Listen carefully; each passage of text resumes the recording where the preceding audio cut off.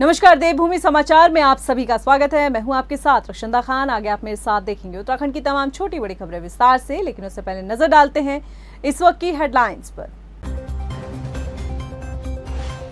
रुद्रपुर नगर निगम में CBG plant का CM Dhami ने किया शुभारंभ। शहर के विकास के लिए कई योजनाओं की घोषणा। नजुल भूमि का मामला हल होने पर मेयर को कुर्सी पर भी बैठाया।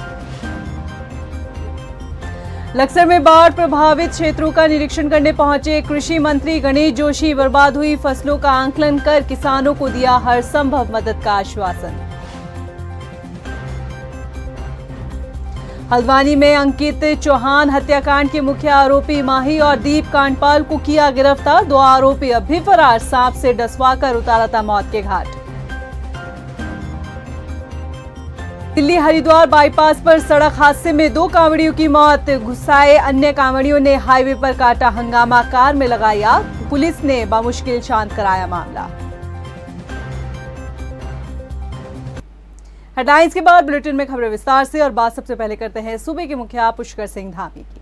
रुद्रपुर पहुंचे मुख्यमंत्री पुष्कर सिंह धामी का जोरदार स्वागत किया गया। इस दौरान उन्होंने नगर निगम में बनी बिल्डिंग और सीबीजी प्लांट का शुभारंभ किया। साथ ही नगर निगम में बने राज्य के पहले सीबीजी प्लांट के बारे में विस्तार से जानकारी ली और शहर के विकास से जुड़ी कई योजनाओं की घोषणा भी की। इसके बाद सीएम धामी ने रुद्रपुर के नगर निगम में मेयर को कुर्सी पर बैठाया। 56 महीनों के बाद कुर्सी पर बैठे मेयर रामपाल सिंह भावुक हो गए।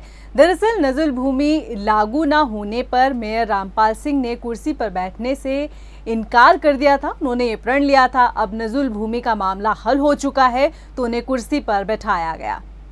और आज रुद्रपुर शहर में जो हमारी यहाँ पर आज योजनाएं बड़ी हैं और ये कूड़ा निस्तारण के क्षेत्र में बनी है, इससे आने वाले समय में हमारा इस शहर स्वच्छ और हरित शहर बनेगा और साथ ही साथ जाम की समस्या से भी इसको निजात मिलेगी। पार्किंग की व्यवस्था भी यहाँ पर आने वाले समय में बनेगी।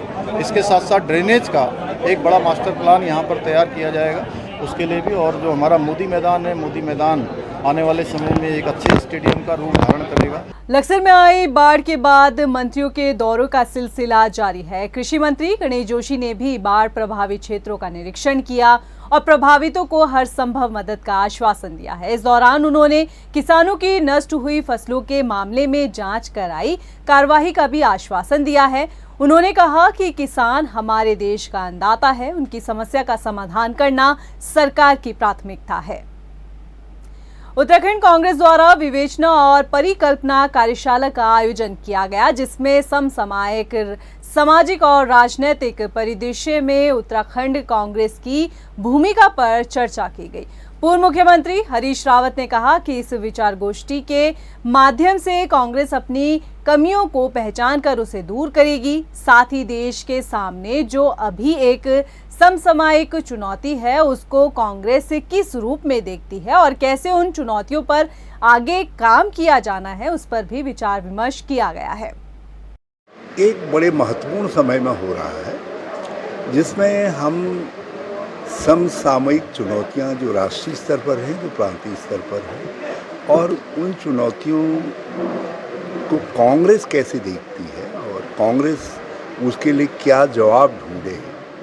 राष्ट्रीय स्तर पर क्या जवाब हम ढूंढ रहे हैं और प्रांतीय स्तर पर हमारे क्या जवाब होने चाहिए, किस तरीके से हम लोगों तक अपनी बात को, अपने दृष्टिकोण को पहुंचा सकें और एक जो भ्रमपूर्ण दुष्प्रचार है उसका कैसे खंडन कर सकें, उन सब विषयों पर यहाँ सिविल सेवा परीक्षा 2022 में सफल हुए 25 छात्र छात्राओं को राजभवन में राज्यपाल लेफ्टिनेंट जनरल गुरमीत सिंह द्वारा सम्मानित किया गया। कार्यक्रम के दौरान कई सफल अभ्यर्थियों ने अपने अनुभव को भी साझा किया। राज्यपाल गुरमीत सिंह ने कहा कि ये उत्तराखंड के लिए गर्व का विषय है कि यहाँ के 25 अभ्यर्थियों ने सिविल सेवा में अपना स्थान हासिल किया है। इसके साथ ही राज्यपाल ने ये भी कहा कि आगामी वर्षों में उत्तराखंड का परचम पूरे भारतवर्ष में होना चाहिए, जिसके लिए कम से कम सफल अभ्यर्थियों की संख्या 108 के ऊपर हो। खासकर उत्तराखंड की बेटियां जो कि सभी दिशाओं में उत्तराखंड को गौरवान्वित कर रही है, वो सिविल सेवा में भी अधिक से अधिक संख्या में हिस्सा ले। आई फेल्ट वेरी प्राउड कि हमारे 25 हमारे बेटे बेटियां ऐसी हैं जिन्होंने यूपीएससी के एग्ज़ाम में सक्सेस हासिल की है। जो पहली सक्सेस है वो 39th लेवल की है और उनका नाम गरिमा है। सचमुच गरिमा में, उत्तराखंड की गरिमा में उन्होंने 4 चांद लगाए हैं। हमने ये देखा है कि ये इनकी कड़ी मेहनत थी, इनके माता पिता इनको जो ट्रेन किया, उनके जो मदद से और इनकी खुद की मेहनत से एक बहुत बड़ी सफलता पाई है। यूपीएससी की तैयारी अपने आप में सिर्फ एक छात्र की तैयारी नहीं होती, पूरे परिवार का एक सपना होता है। आज यहाँ पूरे परिवार के साथ आना और राज्यपाल जी से एक सम्मान लेना मेरी पूरी जिंदगी के लिए एक यादगार रहेगी। ये एक बहुत ही शानदार अनुभव था और मैं चाहती हूँ कि उत्तराखंड के और भी बच्चे यही अनुभव अपनी जिंदगी में ग्रहण करें। जी, मैं अगर बात करूँ जर्नी की और चैलेंजेस की, तो जर्नी किसी की लंबी होती है और किसी की छोटी। तो मैं यही एक संदेश देना चाहूँगी, जो चैलेंजेस होते हैं इस जर्नी में, जैसे कि सिलेबस कंप्लीशन, हमें मोटिवेटेड रहना होता है, हमें पॉजिटिव रहना होता है। मुख्य सचिव एसएस संधू को 6 महीने का सेवा विस्तार मिला है। प्रदेश सरकार के अनुरोध पर जिस तरीके से केंद्र सरकार ने मुख्य सचिव एसएस संधू का कार्यकाल बढ़ा दिया है, उसकी कुछ खास वजह बताई जा रही है। ये वजह क्या है, आपको अपनी इस रिपोर्ट में दिखाते हैं। उत्तराखंड के मुख्य सचिव एसएस संधू यूं तो पहले से ही प्रधानमंत्री नरेंद्र मोदी और उत्तराखंड के मुख्यमंत्री पुष्कर सिंह धामी की गुड बुक में शामिल है और यही वजह है कि एसएस संधू को मुख्यमंत्री पुष्कर सिंह धामी के अनुरोध पर केंद्र सरकार ने 6 महीने का विस्तार दे दिया है। 31 जुलाई को एसएस संधू रिटायर्ड हो रहे थे, लेकिन अब उन्हें 6 महीने का सेवा विस्तार मिला है, जिसके बाद 31 जनवरी 2024 तक एसएस संधू उत्तराखंड के मुख्य सचिव की जिम्मेदारी संभालते रहेंगे। 5 जुलाई 2021 को एसएस संधू को उत्तराखंड के मुख्य सचिव की जिम्मेदारी सौंपी गई थी।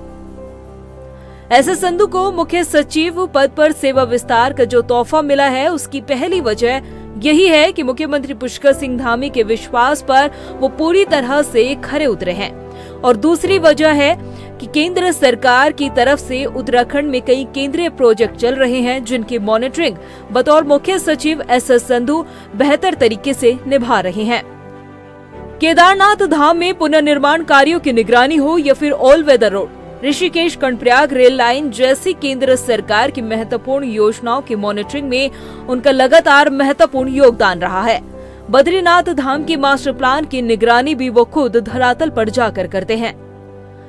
वहीं उत्तराखंड सरकार की अगर हम बात करें तो जो भी बड़े फैसले मुख्यमंत्री पुष्कर सिंह धामी ने उत्तराखंड में अब तक लिए हैं, उनको धरातल पर उतारने में भी उनकी महत्वपूर्ण भूमिका रही है और यही वजह है कि मुख्यमंत्री पुष्कर सिंह धामी के विश्वास पात्र भी माने जाते हैं। 1988 बैच के आईएएस डॉक्टर एसएस संधू का सेवा विस्तार लोकसभा चुनाव को देखते हुए भी महत्वपूर्ण माना जा रहा है, क्योंकि कई प्रोजेक्ट उत्तराखंड में ऐसे हैं जिनको लोकसभा चुनाव से पहले केंद्र सरकार द्वारा पूरा किया जा सकता है। ऐसे में लोकसभा चुनाव से पहले एसएस संधू की भूमिका उन प्रोजेक्ट को पूरा करने के लिए महत्वपूर्ण मानी जा रही है। उत्तराखंड के मुख्य सचिव बनने से पहले एसएस संधू भारतीय राष्ट्रीय राजमार्ग प्राधिकरण के अध्यक्ष पद पर सेवाएं दे रहे थे। एसएस संधू की कार्यशैली बेहतर कार्य का परिणाम देने के साथ ही उनका शालीन व्यवहार भी उन्हें बेहतर अधिकारियों की श्रेणी में आगे रखता है और यही वजह है कि जब वो भारतीय राष्ट्रीय राजमार्ग प्राधिकरण के अध्यक्ष पद पर काम कर रहे थे तो उनके काम की सराहना भी केंद्रीय सड़क परिवहन मंत्री नितिन गडकरी भी खुद कर चुके हैं। उत्तराखंड में साल 2016 के बाद से 8 लाख से ज्यादा लोगों को गरीबी रेखा से बाहर किया गया है। गरीबी रेखा को लेकर उत्तराखंड में हुए नेशनल फैमिली हेल्थ सर्वे की रिपोर्ट बताती है कि साल 2015-16 से लेकर साल 2021 तक तकरीबन 8 लाख से ज्यादा परिवार गरीबी रेखा से बाहर हुए हैं। नीति आयोग की जारी रिपोर्ट के बाद भाजपा गदगद है, मगर कांग्रेस रिपोर्ट के हवाले से ही सरकार को घेर रही है। रिपोर्ट पर नजर डालिए। नीति आयोग की बहुआयामी गरीबी सूचकांक रिपोर्ट बताती है कि उत्तराखंड में साल 2015-16 से लेकर साल 2021 तक 8 लाख से ज्यादा परिवार गरीबी रेखा से बाहर आए हैं। नीति आयोग ने 2 नेशनल फैमिली हेल्थ सर्वे के जारी आंकड़ों का विश्लेषण कर रिपोर्ट को तैयार किया है। नीति आयोग की जारी रिपोर्ट के मुताबिक उत्तराखंड में साल 2015-16 से साल 2019 से 21 के बीच बहुआयामी गरीबी में रहने वाले लोगों की संख्या 9.67% हो गई है, जो पहले 17.67% थी, यानी 8% लोग गरीबी रेखा से बाहर आए हैं। रिपोर्ट बताती है कि 8% लोगों के पोषण में सुधार, स्कूली शिक्षा, स्वच्छता, खान-पान, बिजली, आवास, परिसंपत्ति, बैंक खाते, बाल एवं मातृ मृत्यु दर के अलावा स्वास्थ्य सेवाओं में सुधार ने गरीबी कम करने में अहम भूमिका को निभाया है। जिलेवार आपको बताएं तो हरिद्वार और अल्मोड़ा में सबसे ज्यादा लोग गरीबी रेखा से बाहर आए हैं। राजधानी देहरादून में 3.86% लोग गरीबी रेखा से बाहर आए हैं। हरिद्वार जिले में 8.41% लोग गरीबी रेखा से बाहर हुए हैं। अल्मोड़ा जिले में 16.18% गरीबी कम हुई है। उत्तरकाशी की बात की जाए तो उत्तरकाशी जिले में 14.74% लोग गरीबी रेखा से बाहर हुए हैं।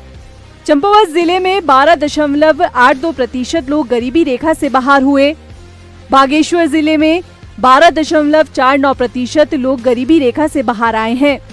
उधम सिंह नगर में 11.72% लोग गरीबी रेखा से बाहर हुए। टिहरी जिले में 11.60% गरीबी कम हुई है। पौड़ी गढ़वाल में 3.1% गरीबी रेखा से लोग बाहर आए। चमोली में 9.96% गरीबी कम हुई। रुद्रप्रयाग में 8.77% लोग गरीबी रेखा से बाहर हुए हैं। पिथौरागढ़ में 7.48% लोग गरीबी रेखा से बाहर आए।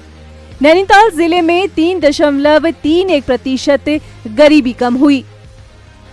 नीति आयोग की जारी रिपोर्ट के बाद उत्तराखंड सरकार गदगद है। गरीबी कम होने का श्रेय कैबिनेट मंत्री रेखा आर्य केंद्र और राज्य सरकार द्वारा चलाई जा रही जन कल्याणकारी योजनाओं को दे रही हैं। मैं समझती हूँ कि अब तक में जितनी भी सरकारें रही हैं भारतीय जनता पार्टी से पहले, उन सरकारों में हमेशा संकल्प जो है गरीबी हटाने का तो ज़रूर लिया गया, लेकिन गरीबी हटाने के बजाय मुझे लगता है कि जो उस समय के प्रधानमंत्री रहे, उन्होंने ये कहा कि भाई हम जब यहाँ से 100 रुपये भेजते हैं तो एक जनता के पास में पहुँचते पहुँचते, एक गरीब व्यक्ति के पास पहुँचते वो चवन्नी में बदल जाता है। और हम जब भारतीय जनता पार्टी की सरकार देख रहे हैं और भारतीय जनता पार्टी की सरकार में यह संकल्प कि गरीबी को हटाना है या गरीबी हमें ख़त्म करनी है, तो हमने ये देखा कि एक नई व्यवस्था माननीय प्रधानमंत्री जी ने लागू करी और सरकार की ओर से भी एक प्रयास जो अपात्र को ना और पात्र को हाँ का जो अभियान चलाया गया, उस अभियान के निमित्त में जो व्यक्ति गलत फ़ायदा ले रहे थे, चाहे वो राशन का हो, चाहे वो अन्य चीज़ों का हो, ऐसे व्यक्तियों को उस जो उन्होंने कार्ड ले रखे थे उस श्रेणी से उनको हटाया गया और जो पात्र गरीब व्यक्ति था उसको वो दिया गया। तो इस तरह से भी बहुत सारी चीज़ों से असर पड़ा है। वहीं प्रदेश कांग्रेस अब सरकार से गरीबी रेखा को लेकर सवाल कर रही है। कांग्रेस के प्रदेश उपाध्यक्ष मथुरादास जोशी ने गरीबी रेखा में शामिल होने वाले वेटिंग लिस्ट का जिक्र करते हुए कहा कि गरीबी तबका आज भी गरीब है। देखिए, अभी नीति आयोग का जो सर्वे आया है, जो रिपोर्ट आई है, उसमें ये दिखाया गया है कि उत्तराखंड के 8 लाख से अधिक परिवार बीपीएल श्रेणी से बाहर निकले हैं। अच्छी बात है, लेकिन क्या सरकार ने जो वेटिंग में लोग बीपीएल की श्रेणी के लिए तैयार हैं, क्या उनको भी इंक्लूड किया कि नहीं किया? नियम तो ये है, कितने लोगों ने गरीबी रेखा से ऊपर आए हैं और कितने लोग उसमें सम्मिलित हुए हैं, अभी उससे नीचे कितने लोग आपके पास बचे हुए हैं, ये भी तो आप पे आंकड़ा होना चाहिए। इस प्रदेश में गरीबी रेखा के नीचे कितने लोग अभी भी निवास कर रहे हैं, इसका आंकड़ा भी सरकार को जारी करना चाहिए। नीति आयोग की जारी रिपोर्ट में सियासत होना लाजमी है, क्योंकि मौजूदा वक्त लोकसभा चुनाव की तैयारियों का चल रहा है। पक्ष हो या विपक्ष, जनता के मुद्दों को भुनाने की कोशिश हो रही है। यही वजह है कि भाजपा नीति आयोग की रिपोर्ट से खुश है, तो वहीं कांग्रेस गरीबी रेखा में गुजर बसर कर रहे लोगों को लेकर सरकार को घेर रही है। हल्द्वानी में हुए हाई प्रोफाइल अंकित चौहान हत्याकांड को अंजाम देने वाले मास्टरमाइंड माही और दीप कांठपाल को पुलिस ने गिरफ्तार कर लिया। आईजी नीलेश आनंद भरने और एसएसपी पंकज भट्ट ने खुलासा करते हुए बताया कि बीते 15 जुलाई को कार में अंकित चौहान की लाश मिली थी, जिसकी जांच में पता चला था कि अंकित की हत्या कोबरा सांप से कटवा कर की गई है। घटना के बाद 3 दिन में पुलिस ने सपेरे रमेश नाथ को गिरफ्तार कर लिया था, जिसने हत्याकांड का राज खोला। अंकित चौहान की प्रेमिका माही उर्फ डॉली ने इस हत्याकांड की साजिश को रचा था। इस पूरे हत्याकांड में 5 लोग शामिल थे, जिसमें से 3 लोगों को गिरफ्तार किया जा चुका है। वहीं 2 अन्य आरोपी अब भी फरार हैं। एक जो सेंसेशनल हत्याकांड जो अंकित चौहान हत्याकांड या हल्द्वानी में हुआ है, इसमें जो है कई दिनों से हमारी टीम जो है लगातार जो है देश के विभिन्न जगहों पर जो है दबिशें दे रही थी और करीब 6 टीमें हमारी जो है इसमें लगी हुई थी। इसमें जो है अभी आज जो मेन इसमें मास्टरमाइंड है माही उर्फ डॉली और जो है उसका साथी जो है दीप कांडपाल, इसको आज पुलिस ने जो है रुद्रपुर में से अरेस्ट किया हुआ है। राजधानी देहरादून में नगर निगम ने दून की सड़कों पर सफाई व्यवस्था दुरुस्त करने के लिए पब्लिक प्राइवेट पार्टनरशिप मोड पर कार्य करने की तैयारी कर ली है। निगम में टेंडर प्रक्रिया शुरू हो गई है। मैकेनाइज्ड स्वीपिंग मशीन से सड़कों की सफाई के लिए कंपनियों से आवेदन मांगे गए हैं। इस कार्य के लिए राष्ट्रीय स्वच्छ वायु कार्यक्रम के तहत बजट की व्यवस्था की गई है। दून शहर में 100 वार्ड हैं, जो कि तकरीबन 200 वर्ग किलोमीटर के बड़े क्षेत्रफल में फैले हुए हैं, जिसकी सड़कों की सफाई का जिम्मा नगर निगम का है। देखिए, हम लोग sweeping machines, mechanised sweepers introduce करने का प्रयास कर रहे हैं, जिसके माध्यम से जो हमारे मुख्य मार्ग हैं जहाँ पे सफाई की शिकायत मिलती है और कर्मचारियों की कमी के कारण वो रूटीन बेसिस पे साफ़ नहीं हो पाते हैं, तो इनको उन्हीं पे फोकस करके मोबिलाइज़ किया जाएगा, जिससे कि हमारे मुख्य मार्ग पे जो डस्ट की प्रॉब्लम है, पोल्यूशन की प्रॉब्लम है, ये सारी चीज़ों का समाधान हो सके और उनकी क्लीनिंग जो है बेहतर व्यवस्था उसकी बन सके। दिल्ली हरिद्वार बाईपास हाईवे पर सड़क हादसा हुआ और इसमें बाइक सवार 2 कांवड़ियों की मौत हो गई, जबकि एक कांवड़िया गंभीर रूप से घायल बताया गया, जिसके बाद अन्य कांवड़ियों ने जमकर हंगामा काटा। गुस्साए कांवड़ियों ने कार पर आग लगा दी और हाईवे पर जाम लगाकर हंगामा किया। घटना की सूचना मिलते ही मौके पर पुलिस पहुंची और दमकल की गाड़ी भी पहुंची, जिन्होंने आग पर बामुश्किल काबू पाया। वहीं पुलिस ने कांवड़ियों को किसी तरह समझा बुझाकर मामले को शांत कराया और सड़क हादसे में घायल हुए कांवड़ियों को अस्पताल भी पहुंचाया। साथ ही पुलिस ने 2 मृतकों के शव को कब्जे में लेकर पोस्टमार्टम के लिए भेजा। लगभग 7 साढ़े 7 बजे के आसपास 112 के माध्यम से कॉल प्राप्त हुई, जिसमें एक एक्सीडेंट के बारे में सूचित किया गया था, जिस पर तत्काल फोर्स मौके पे पहुंचा। वहां पे एक बाइक, एक कार और एक टैंकर, इनके आपस में टक्कर हो रखी थी, जिसमें 2 बाइक सवार की ऑन द स्पॉट डेथ हो गई थी। तीसरे जो घायल था, तीनों को 108 के माध्यम से हॉस्पिटल भिजवाया गया। एंड अभी पता चला है कि तीसरे जो घायल व्यक्ति थे उनकी भी डेथ हो गई है।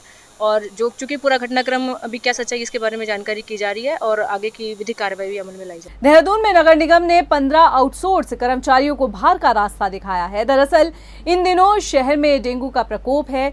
डेंगू पर काबू पाने के लिए नगर निगम शहर में फॉगिंग के साथ लोगों को जागरूक कर रहा है।